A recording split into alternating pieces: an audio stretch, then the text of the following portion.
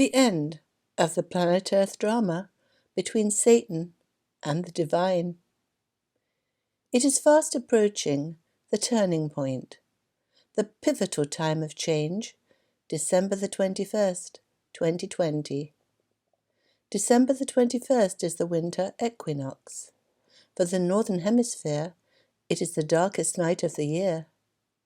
We have also reached the darkest night in terms of the planet Earth computer simulation training program for mankind. The universe is in alignment. The planets are in position. The ascension of planet Earth and its sentient inhabitants is taking place. The dark and the light, the devil and God, Satan and the divine are approaching the end of the great stage play, the great drama that is the earthly experience. They have warred together for eons for the soul, the spirit of mankind. And in so doing, in giving humanity free will and temptation, humanity has grown to individuate his personality, to temper his beingness, his knowingness, and to discover his talents, preferences, and abilities. Yes, dear Lightworkers, star seeds, this is what you have done. You have, with eons of lifetimes, with the conflict of separation and division from one another, you have delineated the wonderful qualities, the characteristics that now form your personality. And now it is time for you to drop your story. You have had many lifetimes here on Earth. Each lifetime has had a story. The story of this lifetime is still very much in your memory. You know now that that story, the current lifetime that you lived, was a teaching tool for you to learn greater love. All that you perceive was done to you.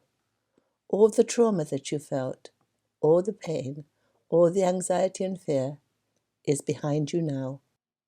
The actuality of the experience is over. Let the memory of the trauma of it be over too. You need not forget this last life and its challenges, yet you do need to forgive. You do need to let go of all the attachments you have to reciting the resentment and trauma you suffered. It is the nature of the planet Earth story that everyone has trauma in their life. That is how we are tempered into the kindness and compassionate way of being that we now exemplify. By suffering, by experiencing fear, we discover the wonder, the freedom, the magnificence of the love within, of our true higher self.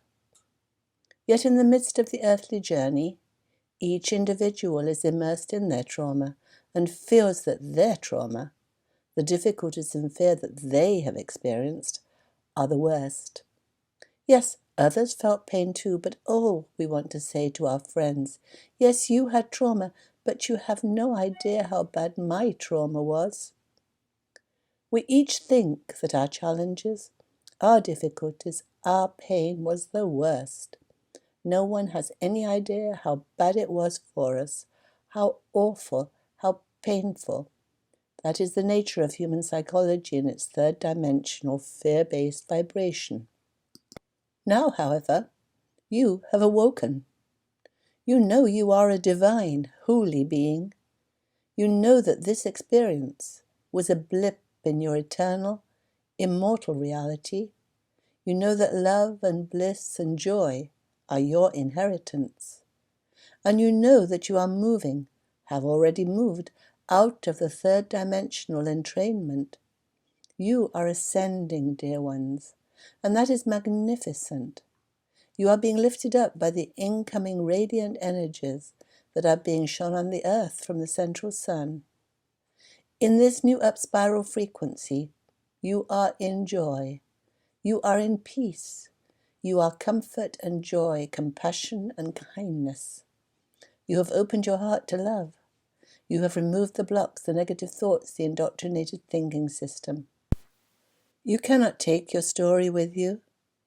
In memory, yes. In resentment, no. It is time for you to release your story totally. Let it go. It serves no purpose any longer. You cannot be in unforgiveness and bitter indignation about what has been done to you by your brethren. You cannot be in the low fear vibration and the high vibrating delicious love vibration at the same time. How do we let go of our story? How do we stop the repetition of those negative stories that go round and round in our minds about the cruelty and inconsideration of our brethren? It is actually very simple, yet not easy, for the repetition of the years forms a groove of habitual thoughts in our minds. The simplicity of it is that we can choose what we think. We are points of awareness in God consciousness. What we focus on becomes our reality. You cannot focus on love and fear at the same time. Remembering our stories and all their negative connotations puts us back into the low third-dimensional fear vibration. Focusing on love, focusing on what we love to do, what we enjoy, on the light and lovely in life, puts us in the fifth-dimensional love vibration. Yes, it is remarkable indeed. We have free will. We can choose what we think. And in so doing, we can choose how we feel. We are free, we are free, we are free to choose love or fear in every now moment. Yes, we now need to leave our stories behind. We have been magnificent actors on the planet Earth drama stage.